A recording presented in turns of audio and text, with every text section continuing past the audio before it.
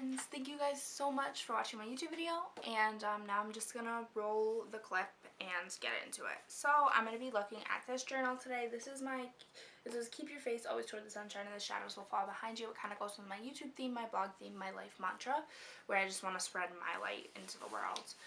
And obviously you're watching now, you've seen the intro, and I'm gonna be talking about grief today. This might be a long video, this might be a short video. I have a list of what I want to talk about in this journal, so I'll be looking down at that as I go. And I think it's hard for me to kind of figure out where I want to start, but I'm just gonna kind of go with it, go with the flow and see what happens. And I'm gonna try to not edit this as much as I can to be more authentic about this and stuff. So right now, the first thing I wrote down grief video, and then I wrote down the process, and I didn't look up the process online. I know there's 5 steps. I just wrote down the 5 steps that I think personally go along with grief. So the first step is like denial. So you find out someone has passed and you are shocked, you are in belief, you don't know what to do, you're like, that's not real, whatever. And then you go towards anger and sadness, and I'm going to delve more into these on my personal experiences after I explain this.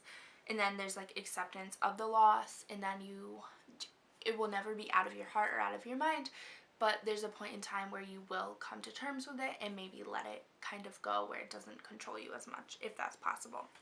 So I'm just going to start by telling you guys who I lost, and yeah. Okay, so when I was 8 years old was the first time I experienced grief and death. It was April of 2006, and I lost my grandfather. This was my mother's father, who was one of the sweetest guys I've ever met, but I didn't know him that well because I was young, and like obviously I saw him all the time and everything, but I don't have a lot of memories that I remember. Just because I was so young. And in that same month I lost one of my great aunts, who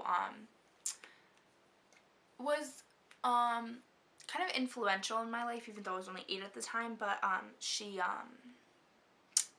would go to her house in Vermont a lot and just like visit with her, so that's definitely someone that kind of influenced me, I guess, as a child. And then when I was 11 years old I lost my stepfather, and then this past February I lost my grandfather. And so I'm going to delve into each person and kind of how I dealt with grief for them.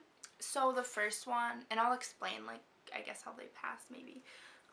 So the first one was my grandfather Jack. He was sick for a couple months, and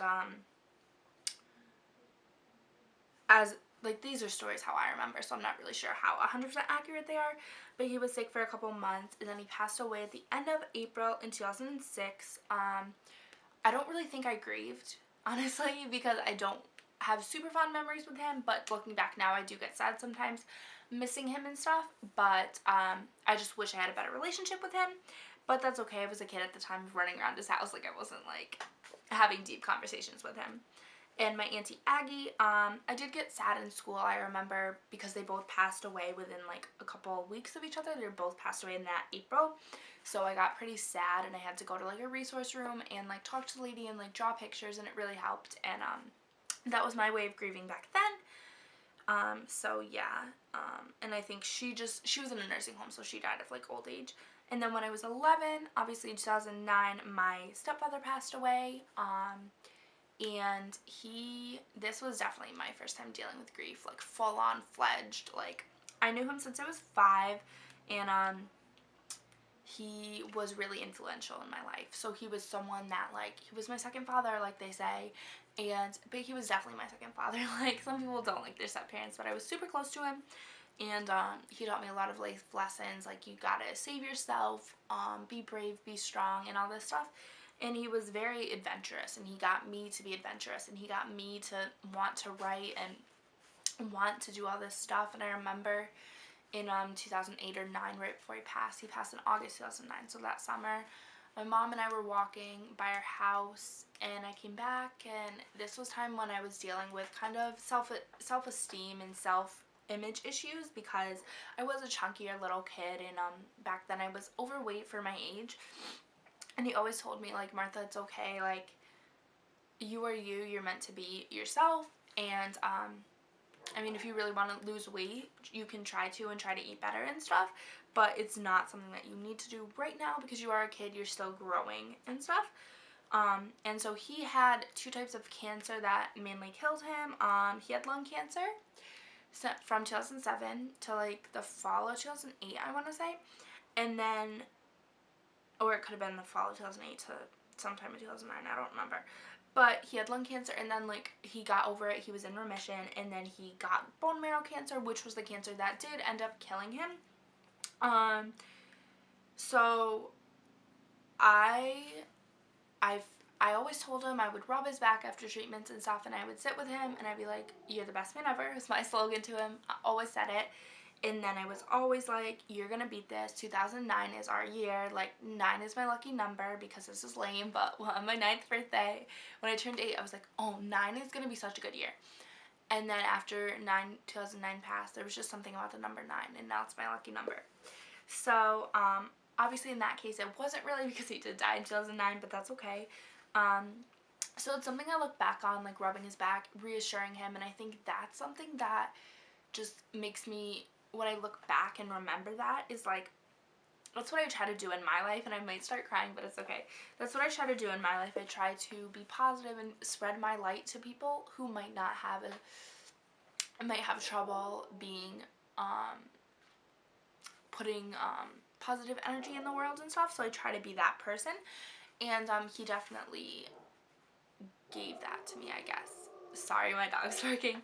But he definitely pushed me to be a better person and be someone who is going to be doing that and be positive. And yeah, so in 2010, this kind of goes in before I talk about my other grandfather.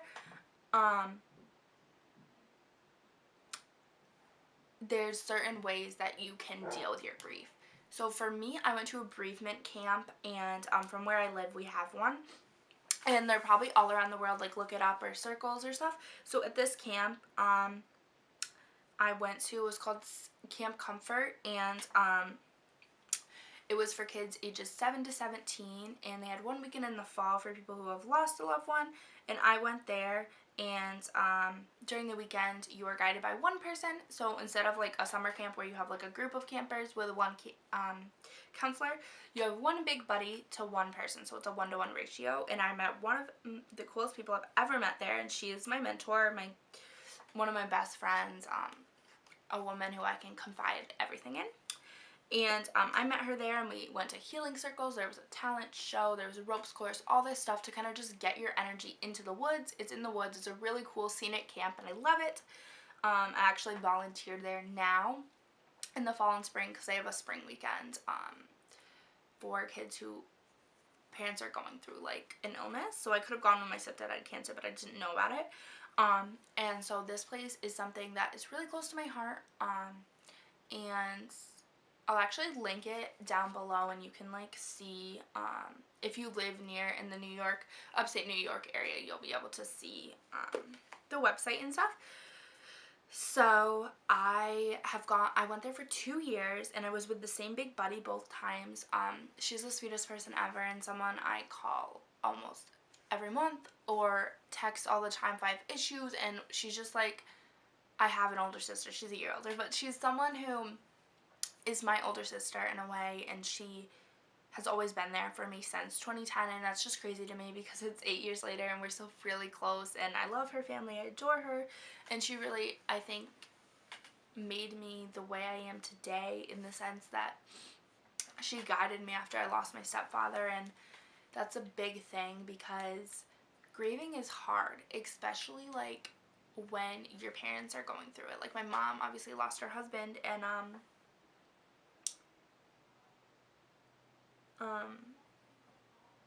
like, you're not going to be going to your parents telling you how you feel, kind of. You like, for me, I was like, oh, I don't want to put this on her. Like, I need someone else to talk to, and this camp gave me that. It gave me a person I can go to about anything, when I'm grieving, when I'm sad, my happy moments in life.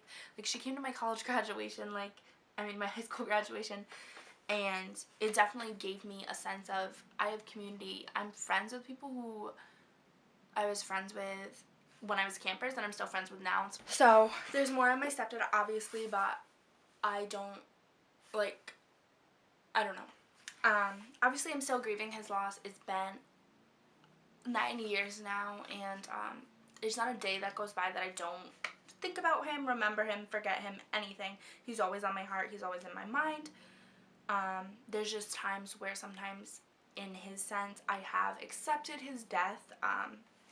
I get sad, sometimes I cry, I scream, but there's come times where I'll be talking to someone and I'll just be like, oh yeah, he died 9 years ago. I know that's bad, but it's just something that you can come to terms with. And if you're watching this and you're grieving now, and like if it's fresh in your mind, you probably won't think this is funny, but like once you have gone through it, you can nonchalantly say it and it's okay, like in my opinion anyways. But obviously it's been 9 years, so it's been a while. So yeah, but obviously it's sad because I wish he was here for my high school graduation, my college graduation, my marriage, whatever, having kids, all that stuff. But sometimes life throws you curveballs and you just kind of have to deal with them, and that's kind of how I've come to terms with it. So that grief that I experienced 9 years ago, and I'm currently experiencing with that death, but it's kind of pushed to the side, is a lot different than what I have experienced this past year. So 2018 was a year for me to be like, Martha, everything will be okay, like it's going to be an awesome year, and it has been, but definitely this past semester and the start of 2018 to now has been a rocky coast, let me say. So obviously I lost my grandfather in February.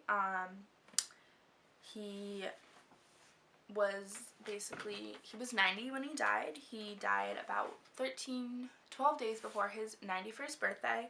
And so yeah, it was basically, he was old and he was just having trouble breathing. But this death shaked me. So through this I've learned that each death, each grieving is different for each person. Me and my sister, we will grieve differently. Me and a random stranger will grieve differently. But you also will probably grieve differently from losing one person to the other. So me losing my stepdad, I'm grieving a little differently than losing my grandfather. Obviously there has been a big gap in time, 9 years, so it's a little different. But right now I am battling with myself with this grief of my grandfather because he was in my life for 19 years. That's a while.